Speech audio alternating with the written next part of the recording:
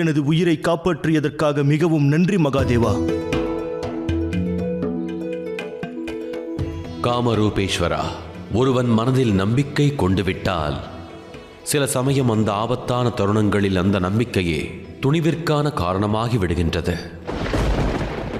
மகாதேவா, இன்று எனக்கு காட்சியளித்து என்னை தன்னியனாக்கினீர்கள். தங்களின் அருளால் இந்த கிராமத்தையும் இந்த கிராம மக்களையும் பெருமைப்படுத்துங்கள் பிரபு.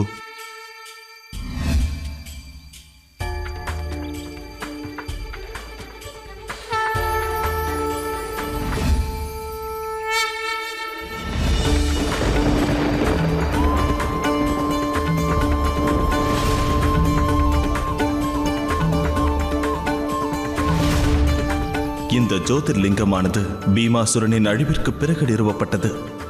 ஆகையால் இன்று முதல் இந்த ஜோதிர்லிங்கம் பீமா சங்கர் என்ற பெயரால் அழைக்கப்படும்.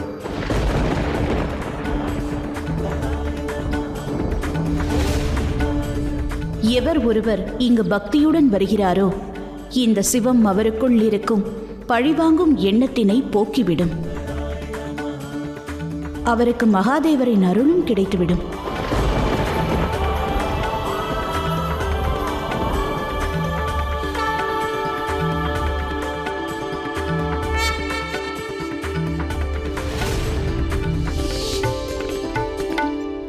கௌரி, அடுத்த ஜோதிர்லிங்கத்தை நிறுவுவது மிகவும் கடினமான ஒன்றாக இருக்கும். ஏனெனில் அது கங்கையுடன் தொடர்புடையது.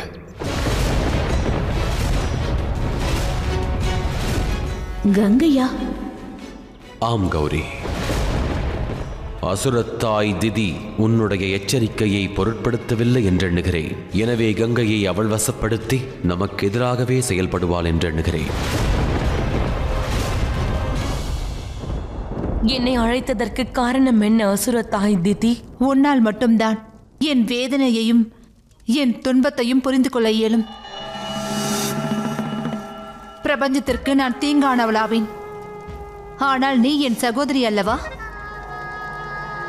அதனால் நான் உன்னிடம் ஒன்று வேண்டிக் கொள்கிறேன். என்ன வேண்டுதல்? வேண்டுதல் என்னவென்றால், நீ பூமியின் சில பகுதிகளுக்கு நீ நீராக செல்வதை தடுத்து நிறுத்திவிட. அசுரத்தாய் திதி, உன்னுடைய தீய செயல்களை நான் நன்றாக அறிவேன். மன்னித்துவிடு. என்னால் என் கடமையையும் செயலையும் நிறுத்த முடியாது. கங்கா, நான் உன்னிடம் உதவி கேட்கத்தான் இங்கு அழைத்தேன் என்று நீ தவறாக எண்ணிக்கொண்டிருக்கிறாய்.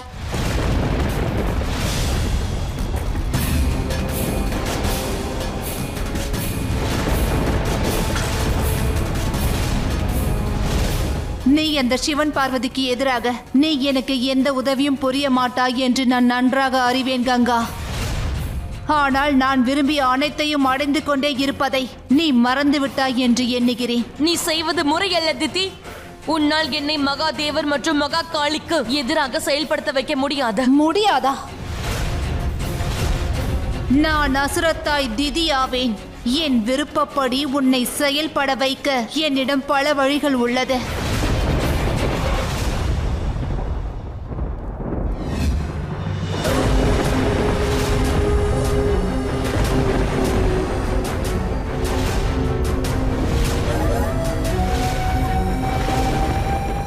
நீ வெறும் நதி அல்ல, நீ மிகவும் புனிதம் நிறைந்தவள்.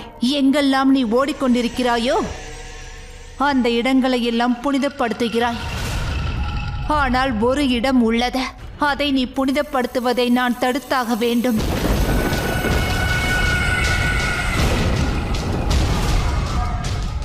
என்னுடன் வா.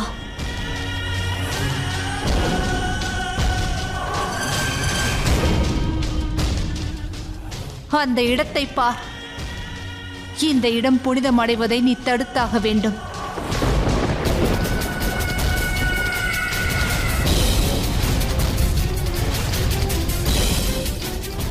என்று உன்னுடைய ஓட்டம் நிற்கிறதோ அன்று முதல் இந்த இடம் புனிதத்தன்மையை இழந்துவிடும். அதற்கு பிறகு இதை அழிப்பது எளிதாகும். என் எண்ணத்தை நீ முழுமையடைய செய்ய வேண்டும். என்னை போல் உனக்கும் சிவன் பார்வதி அநீதி இழைத்துள்ளார்கள். உண்மையில் உனக்கு உரியதை உன்னிடமிருந்து பறித்து உனக்கு அநீதி இழைத்துள்ளார்கள். அதற்கு இப்பொழுது நீ பழி தீர்க்க வேண்டும். கங்கை நதியானது கோபம் கொண்டால் அதன் விளைவு என்னவென்று அனைவரும் அறிய வேண்டும். உண்மையை கூறினாய் திதி.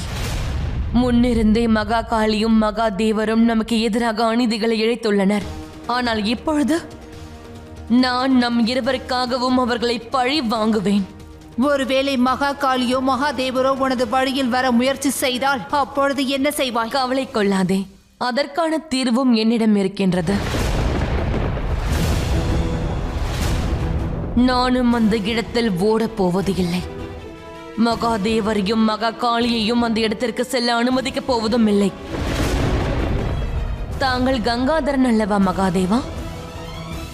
நான் தங்கள் மீது ஆணையிட்டு கூறுகிறேன், நானாக தங்களை அழைக்கின்ற வரையில் அந்த இடத்திற்கு தாங்கள் வரக்கூடாது. மகா காளியையும் அந்த இடத்திற்கு வருவதற்கு அனுமதிக்க கூடாது. இல்லை மகாதேவா, திதி நமக்கு எதிராக கங்கையை இவ்வாறு பயன்படுத்தியிருக்க கூடாது. நான் திதியை தடுத்தாக வேண்டும்.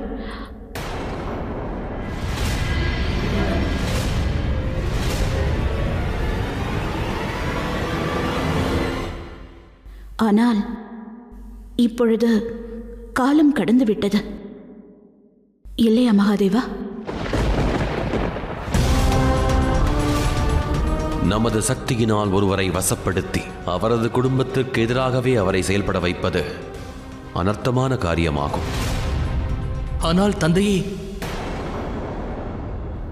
அசுரத்தாய் திதி கங்காதேவியை என்ன செய்ய போகின்றார்? இக்கதையில் பங்கு கொள்ளப் போகிறவர்கள் கௌதம முனிவரும் அவரது மனைவி அகல்யாவும். கங்கையின் நீரோட்டத்தை தவறாக பிரயோகம் செய்து மெய்யான பக்தி கொண்ட என் பக்தனையும் அவனது இடத்தையும் அழித்துவிட்டு சர்வநாசம் செய்ய எண்ணுகிறாள். ஏனெனில் அடுத்த ஜோதிர்லிங்கத்தை அவ்விடத்திலேயே நாம் நிறுவ வேண்டும். மகாதேவா, தேவி கங்கா இந்த தவறை இழைக்கும் முன்பு அவரை எப்படியாவது தடுத்து நிறுத்தியாக வேண்டும். அவரை உடனடியாக திதியின் தாக்கத்திலிருந்து காப்பாற்றியாக வேண்டும். இல்லை கௌரி, தேவி கங்கா வாக்களித்தாள். அசுரத்தாய் திதிக்கு அனுபவ பாடம் ஒன்றுள்ளது. ஒவ்வொரு முறையும் இதில் நாம் பங்கெடுப்பது அவசியமற்றது. ஏனெனில் ஒரு பக்தனின் தூய்மையான பக்தியும் கர்மமும் சங்கடங்கள் எதுவாயினும் எதிர்கொள்ளும் திறன் பெற்றுவிடும். ஓம் எமையாளும் ஈசனே போற்றி, அண்டங்களை அரசாளும் தேவனே போற்றி போற்றி.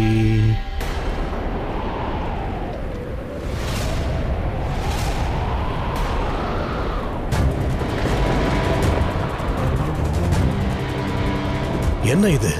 ஏன் திடீரென நதி வற்றிவிட்டது? மகாதேவா, இது கெட்ட சகுனம் அல்லவா? ஏதோ மிகப்பெரிய ஆபத்து நேரம் உள்ளது. முனிவரே, அசம்பாவிதம் நேர்ந்து விட்டது முனிவரே. கங்காதேவி நம்மிடம் கோபம் கொண்டுள்ளார். நாங்கள் அவரை சமாதானப்படுத்துவதற்கு எவ்வளவோ முயற்சி செய்தோம். ஆனால் அவர் எதையும் கேட்பதாக இல்லை. தாங்கள் எங்களுடன் வாருங்கள், அவரை சாந்தப்படுத்துங்கள் முனிவரே.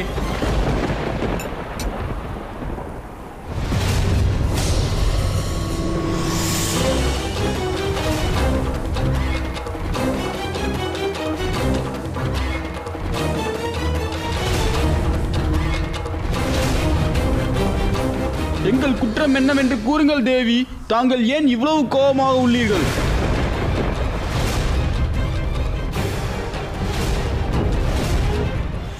தந்தையே, இது மேலும் தீவிரமடைவதற்கு முன்பாக நாம் அங்கு சென்றாக வேண்டும். வேண்டாம் முருகா, நாம் இதில் பங்கு கொண்டு தூய்மைப்படுத்துவதற்கு முன்பு இக்கணம் தேவி கங்கா அச்செயலில் உச்சகட்டத்தை அடைந்திருக்க வேண்டும். ஆனால் தந்தையே, அதற்கு பிறகு கங்காதேவி திதியின் தாக்கத்திலிருந்து எவ்வாறு விடுபடுவார்? மகனே, சில சமயங்களில் பெரும் சங்கடத்திற்கான தீர்வென்பது மிக எளிதானதாக இருக்கும்.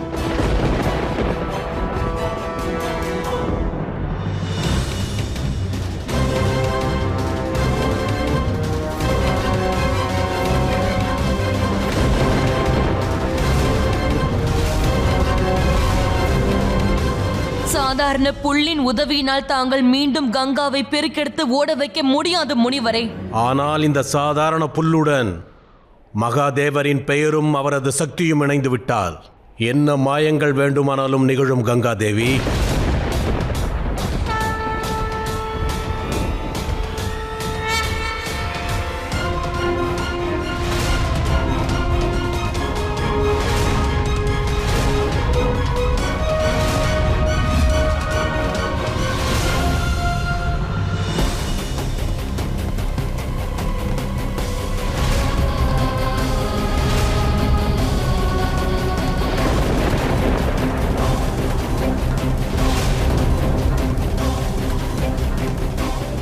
பார்த்தாயா கௌரி, பக்தியின் சக்தியை?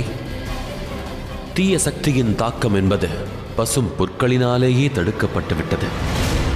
தாங்கள் என்னை இங்கே இருக்குமாறு நிர்பந்திக்க முடியாது முனிவரே. கங்காதேவி, நாங்கள் உங்களை இங்கு இருக்குமாறு நிர்பந்திக்கவில்லை. மாறாக தாங்களை வேறு எவரோதான் கட்டுப்பாட்டில் வைத்துள்ளார். தேவி, கோபித்துக் கொள்ளாதீர்கள். எங்களுடன் சேர்ந்து தாங்களும் மகாதேவரின் பெயரை உச்சரியுங்கள். உண்மை என்னவென்பதை தாங்களே உணர்வீர்கள். அந்த உண்மையானது தங்களை மாயையிலிருந்து விடுவித்துவிடும்.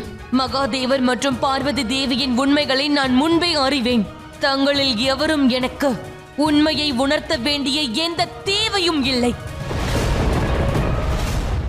அச்சப்பட வேண்டாம் அகல்யா. தற்சமயம் கங்காதேவி மகாதேவரின் பெயரை உச்சரிக்கவில்லை என்றால் பரவாயில்லை. விரைவிலேயே அவரே மகாதேவரின் பெயர் உச்சரிப்பார்.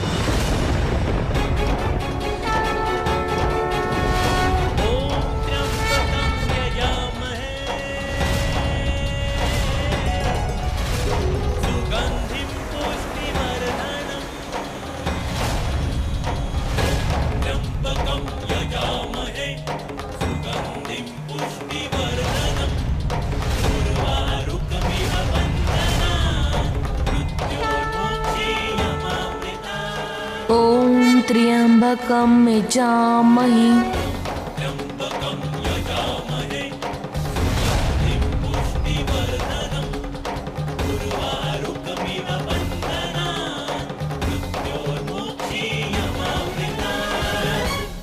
மகாதேவா, எனக்கு அனுமதி அளியுங்கள். திதி பிரபஞ்சத்தின் பல இடங்களில் பேரழிவை ஏற்படுத்திக் கொண்டிருக்கிறாள். அதை தடுக்க நான் சென்றாக வேண்டும். நாராயணரே, மகாதேவா, இனி பிரச்சனை எந்த உருவில் நம் முன் வரப்போகிறதோ தெரியவில்லையே. அதை பற்றி விரைவிலேயே நீ அறிந்து கொள்வாய்.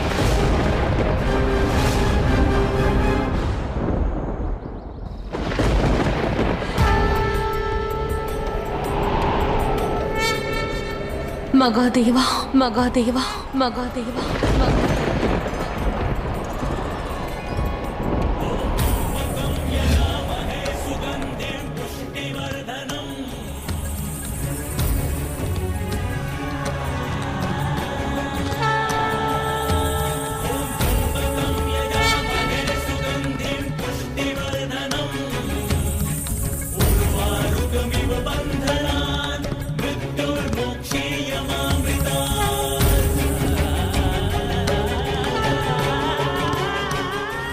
மகாதேவா, பார்வதி தேவி, நான் மிகப்பெரிய தவறு இழைத்து விட்டேன். தீய சக்திகளின் தாக்கத்தினால் நான் வணங்கும் உங்களையே நிராகரித்து விட்டேன். தேவி கங்கா, இதில் உன்னுடைய குற்றம் ஏதுமில்லை. எந்த இடத்தில் கங்காதேவி வெறும் புற்களினால் சுத்தப்படுத்தப்பட்டாரோ இனி கங்காதேவி நிரந்தரமாக அங்கேயே இருப்பார். ஆகையினால் இந்த இடம் இன்றிலிருந்து உஷாபர்த் குண்ட் என்ற பெயரினால் அழைக்கப்படும்.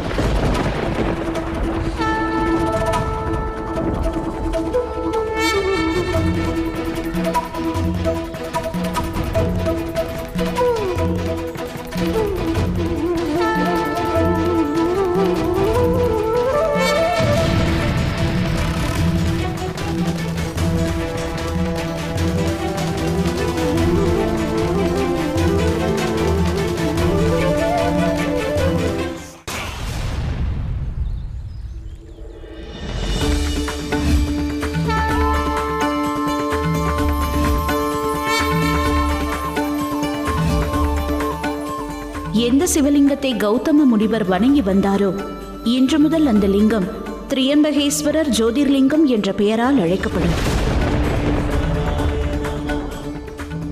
எந்த ஒரு நபர் தீய சக்தியின் தாக்கத்தினால் ஏதேனும் பிரச்சனையில் சிக்கி இருந்தால் அவர் இந்த திரியம்பகேஸ்வரர் ஜோதிர்லிங்கத்தை தரிசித்து ஈஸ்வரனை பூஜித்தால் தன்னை சுற்றியுள்ள அனைத்து தீங்கிலிருந்தும் அவர் விடுதலை அடைவார்.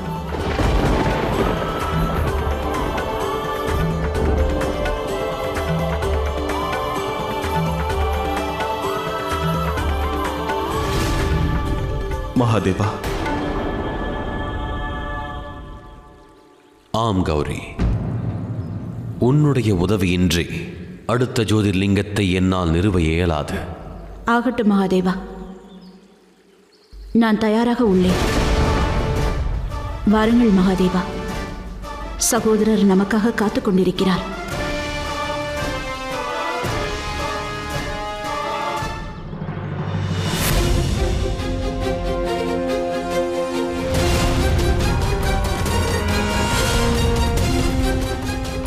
போதும், இது எல்லை மீறிய செயல். நாம் ஜோதிர்லிங்கங்களை நிறுவ உள்ள ஒவ்வொரு இடத்தையும் திதி இவ்வாறு அழித்துக் கொண்டிருப்பதை என்னால் ஏற்றுக்கொள்ள முடியாது. நான் அவளை எச்சரித்த பிறகும் கூட அவள் இந்த தீய செயலை நிறுத்திக் கொள்ளவில்லை. ஆகையினால் நான் மீண்டும் பாதாளம் சென்று இதற்கான முடிவை கட்டி வருகிறேன். வேண்டாம் தேவி, இந்த பேரழிவை தடுப்பதற்கு முன்பாக பிரபஞ்சம் முழுவதையும் காப்பது நம் கடமையாகும். நம்மிடம் இனியும் அதிக நேரம் இல்லை. இந்த பிரபஞ்சத்தை ஏற்கனவே அவள் சங்கடத்தில் ஆழ்த்தி விட்டாள். இனி மீதமுள்ளது என்ன இருக்கிறது? ஒரு நபர் தனது திட்டங்கள் அனைத்தும் தோல்வியடையும் என்று எண்ணிவிட்டால் இவ்வாறே நிகழும். மீதமுள்ள 4 ஜோதிர்லிங்கங்களையும் நிறுவும் பணியில் நாம் மும்முரமாக உள்ளோம் என்பதை திதி அறிந்திருக்கிறாள். எனவே அந்த திதி கோபத்தோடும் வேகத்தோடும் பிரபஞ்சத்தை சர்வநாசம் செய்யும் முயற்சியில் இறங்கியிருக்கிறாள். ஆம் குருதேவா, நான் எனது சக்தியால் பிரளயத்தை உருவாக்குவேன்.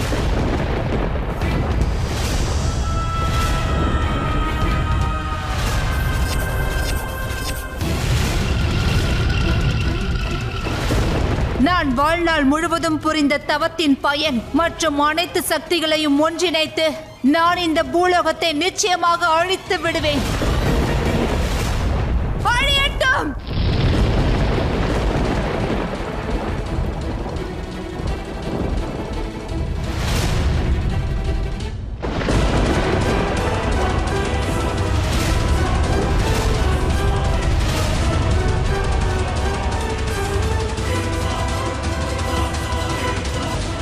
இது மிகவும் அபசகுணம் மகாதேவா. நாம் விரைவாக மீதம் இருக்கும் ஜோதிலிங்கங்களை நிர்மாணித்துதான் ஆக வேண்டும். அப்படி எனில் தாயே, நாம் அடுத்த ஜோதிலிங்கத்தை இங்குதான் அமைக்கப் போகிறோமா? ஆம் கணேசா, ஆனால் அதற்கு முன்பாக இந்த இடத்தில் இயற்கையின் அருள் நமக்கு கிடைக்க வேண்டியது அவசியமாகும்.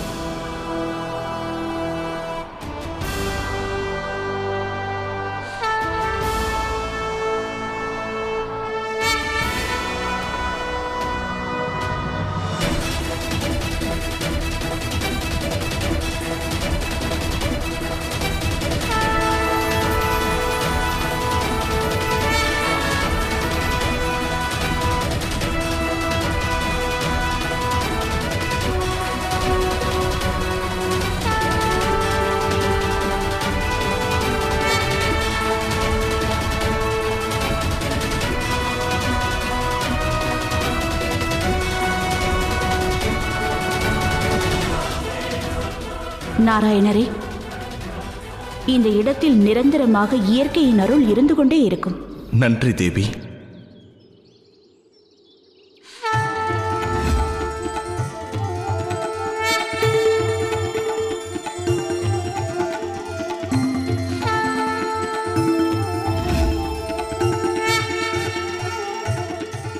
மகாதேவரின் சிவலிங்கத்தை நிரூபிவிட்டேன். இனி இதற்கு தங்கள் சக்தியை அளித்து அருள் புரியுங்கள்.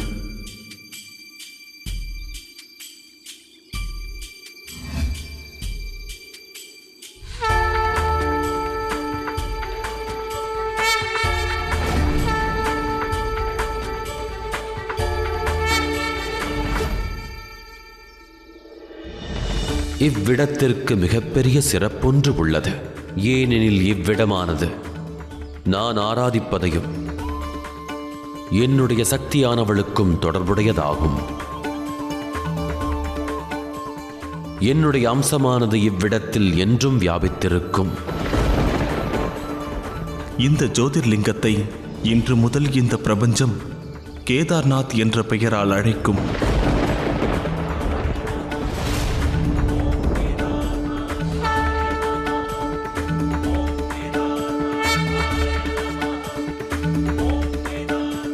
இந்த இடமானது ஒவ்வொருவரின் வாழ்க்கையிலும் இயற்கையின் பங்கை உணர்த்தி கொண்டே இருக்கும். எதிர்காலத்தில் எப்பொழுதேனும் மக்கள் இயற்கையை அவமதித்தால் கேதாரநாதர் தனது அகோர வடிவத்தை காண்பிப்பார்.